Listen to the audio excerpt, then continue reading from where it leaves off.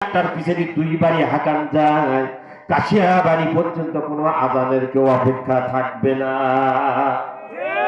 ঠিক না বেঠে? দরকার আছে না?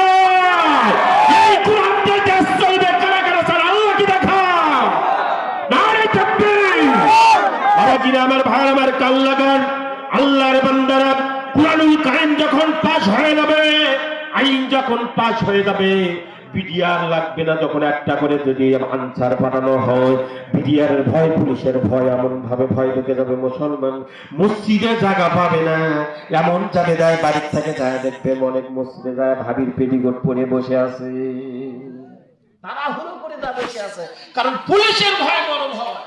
বাবাজিরা আমার ভাইরা আমার, এই জন্য নামাজের গুরুত্ব নাই।